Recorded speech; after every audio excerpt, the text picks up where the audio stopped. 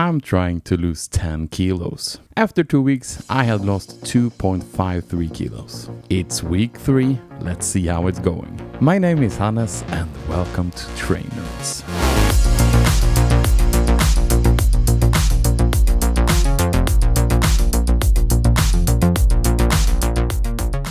I'll get back to the weight loss a little later in this video, but let's start out with today's topic. Abs. The glorious abs. Everybody wants to have them. Perfectly sculpted. A true sign of peak physique, right? To get that aesthetically pleasing six-pack takes a ton of work. For some, it might be near impossible. The thing with visible abs is that you need to be pretty lean for them to really show. A low fat percentage. As you saw in this thirsty thumbnail, it's not a problem at all for me. At least I'm quite sure I look kinda like that under a couple of layers. So why the hell bother about abs and ab workouts if it's basically impossible for me to have those visible abs? Well, training the abs help getting a stronger core, and a stronger core will help greatly with a stronger body. A stronger core will help with posture, stability, reducing risk of back pain, and a bunch of other great features. Now, the core is much more than just the abs. You have obliques, glutes, lower back, the whole shebang going around your midsection. So instead of doing a bunch of ab workouts just for a six-pack, do ab workouts for strengthening the core. Understand why it's more important than just looking sexy on the beach. You already got that locked down. I dabble quite a bit in powerlifting. And in the big lifts, like squats and deadlifts for instance, a non-engaged core will be disastrous. You need to be tight and strong in the core so you don't break form, tip over, or injure yourself. You take a deep breath in the beginning of the lift to brace the core and then keep it tensioned the whole way through the lift. If you have seen people using weightlifting belts, that is basically their biggest purpose.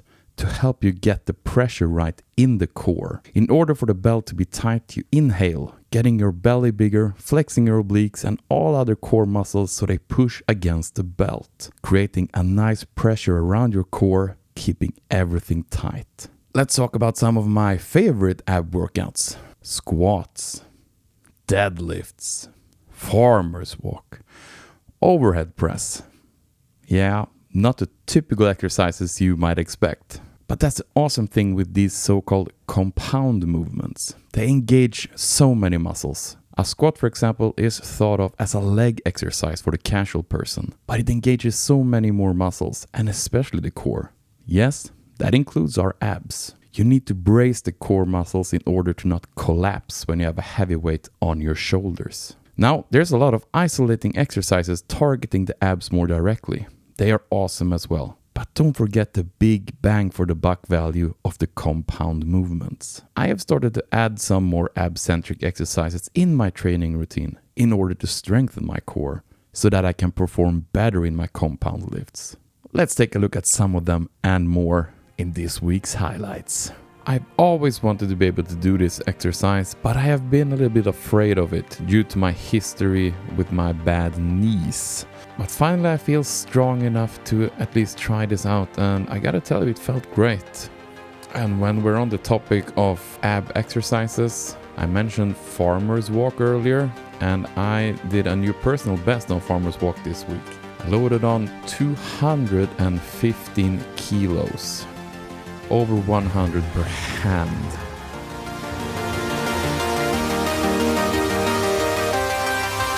Kom igjen! Ja! Bra! Däcka inte. Bra, Hannes.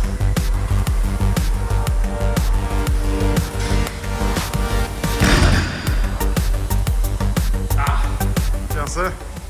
And the awesome thing with farmer's walk is the engagement of almost the entire body. Like, I get sore in my abs after doing farmer's walk. Last week you got to see me super happy about doing one rep on the ab wheel. So this week I continued on. I would like to go a couple of centimeters deeper, but for now I'm really happy with this. I mean, I'm doing 7 reps.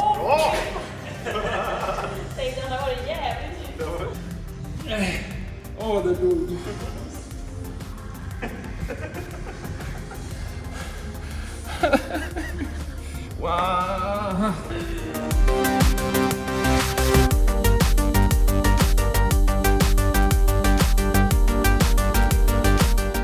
Weighted crunches are back on the menu this week. A 20 kilo plate on my stomach, and this was intense. It was so warm this day, but I busted out 30 reps. Yes, the abs were burning after this.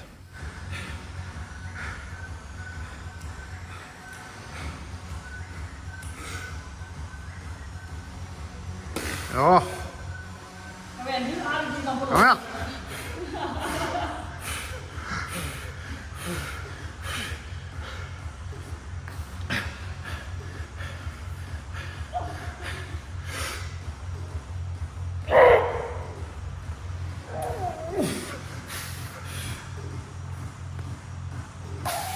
Ja. Det är borta.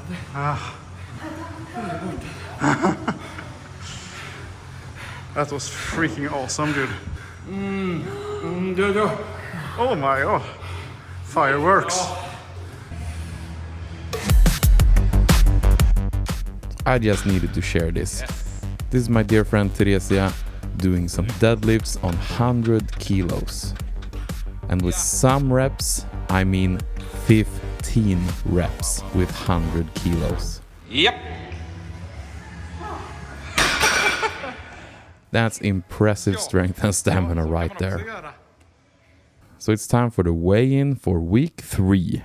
And as we take a look, you can see that I'm now on 129.6 kilos. Last week I was at 130.28.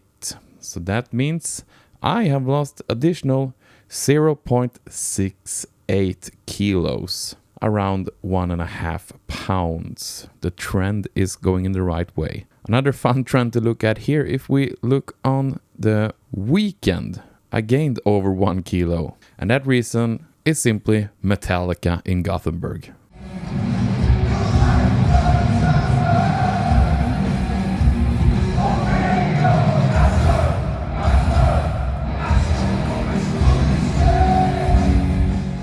After enjoying some Metallica, I got back to it and restarted the trend. And as we can see today, I'm on a downwards trend again. So if we look at the starting weight, we had 132.81 kilos. That means I have lost 3.21 kilos, roughly 7 pounds, these first 3 weeks. That means there's only 6.79 kilos, about 15 pounds left to lose. Let's go! So what about this ab-focused topic? What do I want to say with it? Abs are great. And of course I'm jealous when I see a shredded dude with a glorious six-pack, aesthetically speaking. But not everyone can get that look. And don't start working out with only that goal. Work out your abs and core for the only real reason. Being able to lift more weight while being more stable. Do it for living a better and stronger life. A strong core is fundamental. The strongest core I can imagine is the glorious patrons that supports me. Just like the core muscles during a heavy squat, you keep me stable and strong, so thank you. And all you wonderful people watching these videos, thank you and I love you.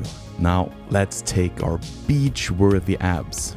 They are under there somewhere, and take a swim in these glorious waters called life. You're all welcome here on Trainerds. And remember this, visible or not visible abs, you are absolutely awesome. Oh yeah!